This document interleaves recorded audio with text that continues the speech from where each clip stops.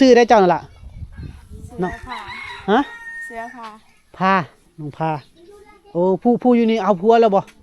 ผู้ยังก็ซื้อยังก็บ้านละเฮือนแล้วบ้านเยอะบ้านบางลางนี่อ๋อเจ้าได้ซะเจ้ายังเนาะอุ้ยไปมาน้องพาตำเข่านี่สากในประเทศมาเพื่อร้านน้อยโดยเฉพาะเลยพี่น้อง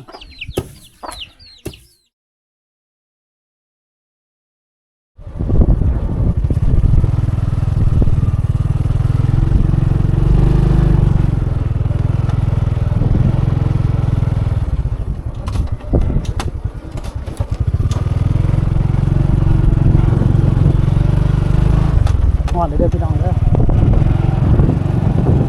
บ้านจากตาจากตาได้เจอกันบ้านก็มีแต่ตาเลย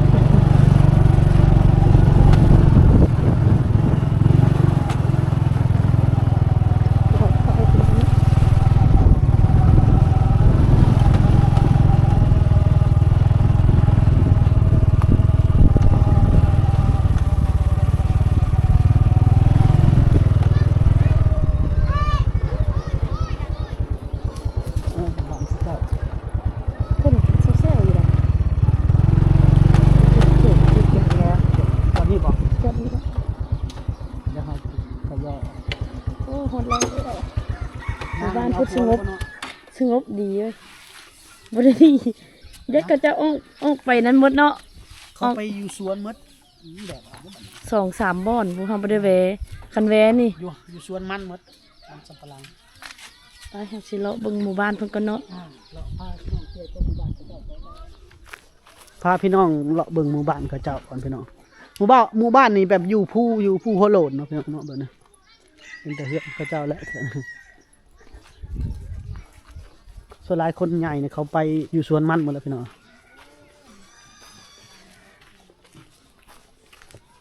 หมู่บ้านพี่น้องเผามังกรหมู่บ้านบ่มีไฟฟ้าเนาะแต่ยังว่าดีนะเฮือนผืนหลังใหญ่พี่น้องถ้าพุ่นแกะแคมน้องน้อยร้ายกับย่านคือกันพี่น้องเพราะว่าน้องน้อยในชนบทเนี่ยเพิ่นบ่ค่อยใส่เสื้อผ้า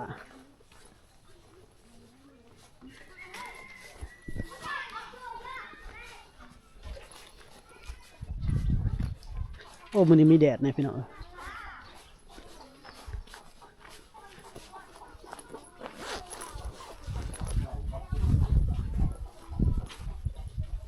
สบายดีบันส่วนหาเฮ็ดให้อ้ายเบิ่งหน่อยเด้อเดี๋ยวลาเด้อตำสินให้เบิ่งแน่อย่าสู้อายอย่าเฝ้าอายเฮ็ดให้เบิ่งแน่นี่น้องน้อยพอมังกรพี่น้องเอ้ยอายได้นี่เนาะ โอ้ยเนาะเพิ่นอายซ้ำเขาอยากไอ้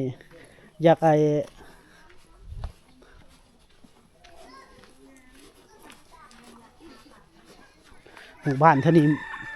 เพิ่นยังได้เฮือนหลังใหญ่แน่แบบว่าไม่ตอกขอกตาลายไม่ลาย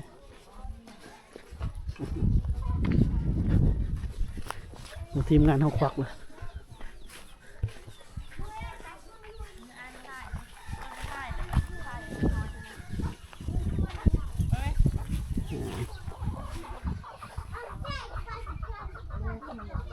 สบายดี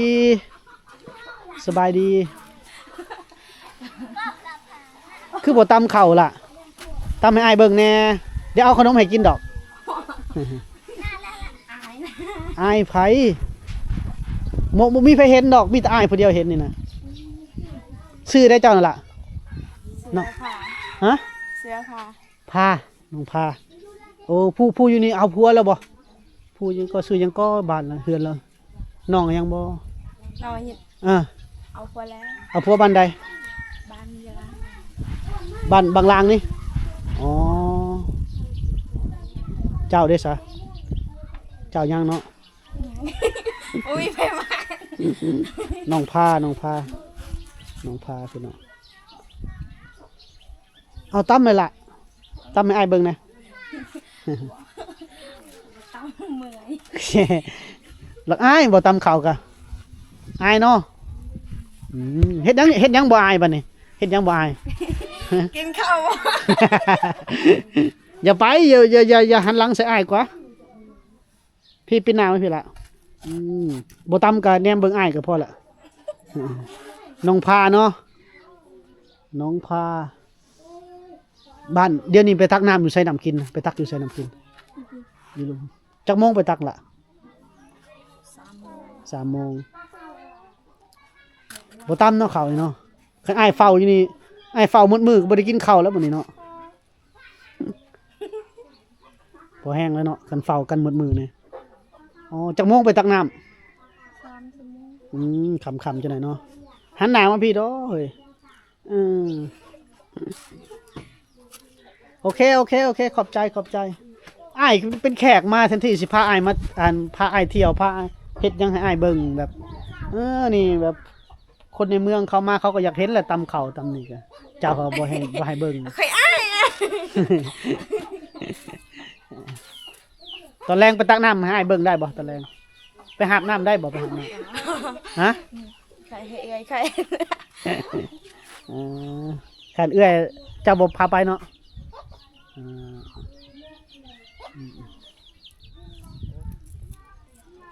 น้องน้อยเพิ่นปอกแคมขายเลยพี่น้องเก็บเกี่ยวดอกแคมมาดูการเก็บดอกแคมเจ๊บ่มูกะโลมาแล้ว6,000โลหนึ่ง6,000 กีบ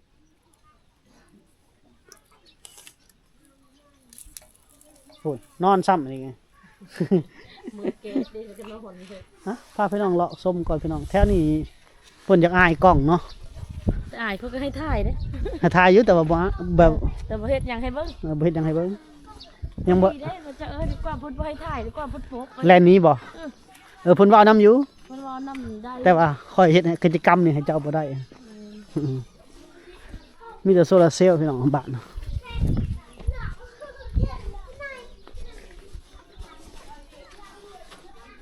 โอ้อันนี้ปอกถึงเฮือนพุ่นนั่นเนาะปอกดอกแขม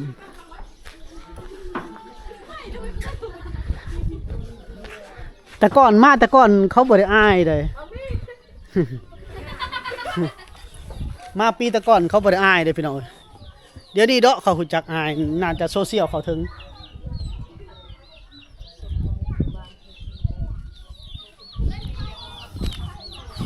เดี๋ยวบ่จอยพาเลาะ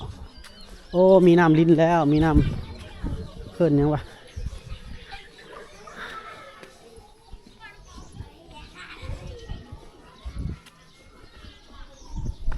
มีน้ำนี่น้ำแท่งน้ำละ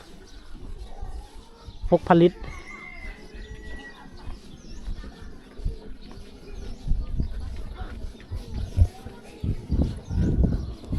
โอ้เห็ดเสาปูนก็บ่เนาะเพิ่นปอกดอกแคมอันนี้พี่น้องเดี๋ยวเข้ามาทางนี้ก่อนโอ้คือเรานี่งามกว่าหมู่พี่น้องเนาะหมดบ้านนี่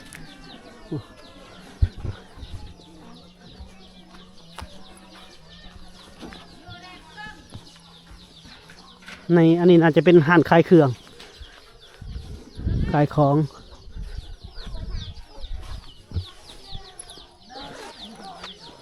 ดังเดิมมาได้ยังไงเดือนเพิ่น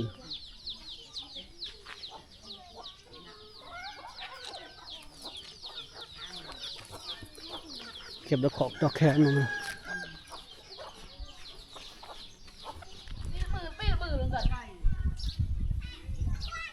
หมู่บ้านกลางป่าไปเนาะหมู่บ้านที่บ่มีไฟฟ้าหมู่บ้านในชนบทลาวเฮาเขตเมืองเซโปนแขวงสวรรณเขตพี่น้องหมู่บ้านชนเผ่ามังกรมีแต่ต้นพร้าวได้ต้นพร้าวนี่บ่งบอกถึงว่าอายุของหมู่บ้าน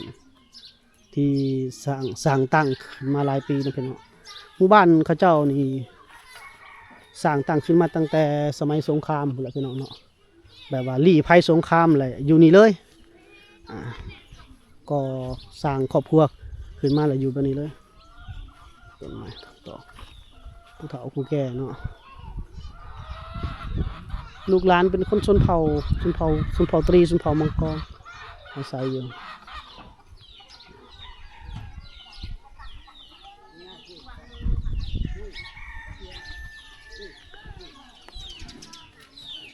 บ้านเฮือนเขาเจ้านี่ใหญ่โตหมดมีโรงเรียนในหมู่บ้านนี่พี่น้องจะมีโรงเรียนอยู่หลุมหมู่เนาะก็ดีต่อเขาเจ้าแน่เนาะพี่น้อง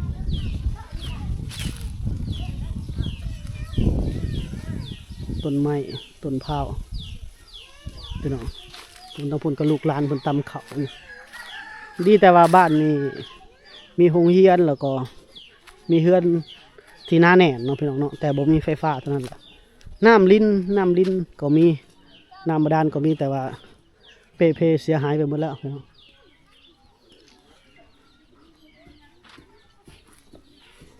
ผลก็ตำเขา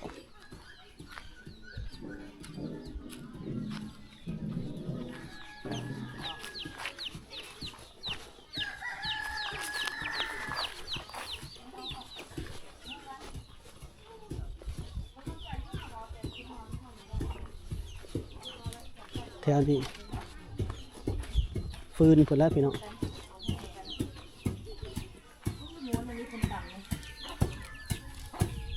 ไปทำยำแรงก็ตั้มเขา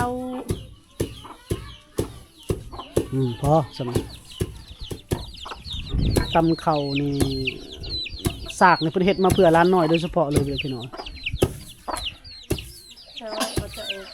เต่าคนนี้ไม่เป็นเนื้อน้อยยาวๆที่ชะนะ เผามังกรเผาตะโอยสากจะยาวๆแบบนี้เนาะ เพราะอันนั้นสีเขาเนี่ยจะไปเบิ่งแถวเจ็บปวดเนี่ยยังง่ายจ้ะ มีจังหวะจับศอกจับสากอยู่ได้เพิ่นก็เด้งขึ้นแล้วก็มือแปะอีกนั่นเด้เนี่ย เดี๋ยวจะพ่นใส่น้ำมันร้อนดี นี่แหละ FC ก็บางคนก็ว่าพ่อจดเป็นมรดกโลกขึ้นเลยได้มรดกแบบเป็นอันนั้นของประจำศาสตร์นะเกินจดเป็นสงวนประจำศาสตร์เลยเพราะว่าลาวเขายังหลายอยู่นะปัจจุบันนี้ดอกแคมนี่เพิ่นอาเตื้อยหัวแต่นางน้อยเพิ่น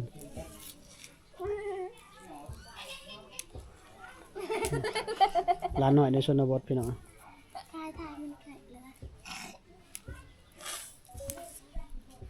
คือบ่ตำสินบ่ตำสินให้อ้ายเบิ่งนะ เจ้า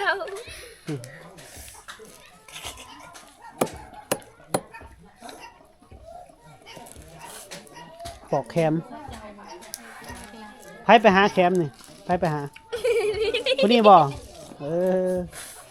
เจ้าบ่ไปช่วยบ่อีตังอะลือบ่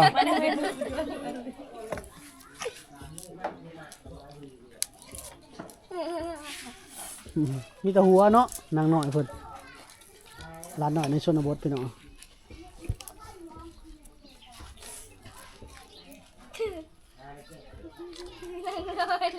หมูกอกหมูกีอลีกคนตำเขา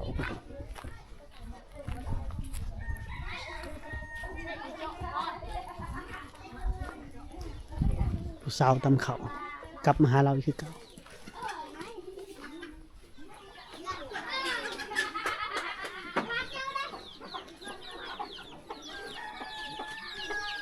บ่บัดนี้ป้าตกไก่เราพี่น้องไก่ลายอะไรน้องพาตำเขาหุ่นไก่เต็มเลยไก่เราเข้าเป็นไว้นอกบ้านเลยพี่น้องให้เบิ้งแหละไว้ขอเบิ้งก็ได้ไปเขาให้เบิ้งไป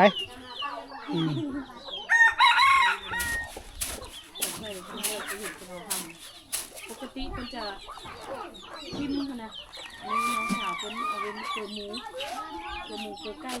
มันตัวไก่กระหลายนี่มา น้องสาวในชนบทพี่น้อง ไปชิมไข่ก่อนก็จะไข่ มาล่อกินด้วย เป็นพัดเข่าเอาห้ ครั้งแรกจะไข่ที่อยู่เป็น ขั้นตอนแบบให้เข้าให้ห้ามแยกออกจากเข่าเนาะ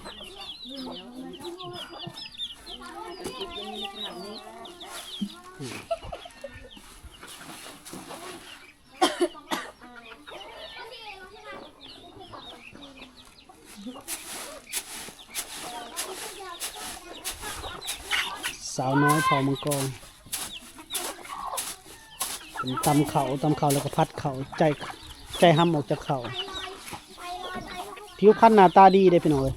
เป็นสาวชนเผ่าอยู่แต่ว่าผิวพรรณงาม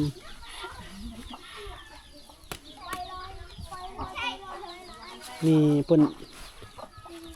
ยังบ่ได้แต่งโตได้พี่น้องคันแต่งโตนี่ให้จะดูดีกว่านี้ โตกระโปรงงาม งามจะแต่งโต ขนาดคนรักอายได้นี่มาเจอเลย อืม เอาขนมให้น้องน้อยคนกินเธอน้องสาวคนกินกันแล้วบ่ ยังอีก ฮะ ใจเด้อ ยิ้มหวานเลยได้ จักเพิ่นอายเนาะ ขนาดคนอายเพราะกันยังไงนั้นได้ยังสู้กล้องเลยมาเจอเลย เขาไหม้ว่าจะตำนี่ล่ะ อืม อืมตำเขาไหม้จะกินแต่เขาไหม้หมดแล้วเขาเจ้า นั่นไหม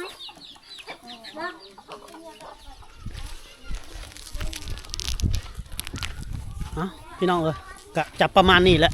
เอาพาพี่น้องเลาะส้มเลาะเที่ยวหมู่บ้านนี่คือหมู่บ้านกลางป่าเนาะของ ลึกลับ หมู่บ้านลึกลับหมู่บ้านชนเผ่ามังกรพี่น้องโอเคพี่น้องพบกันใหม่ในพี่หน้าสวัสดีสบายดี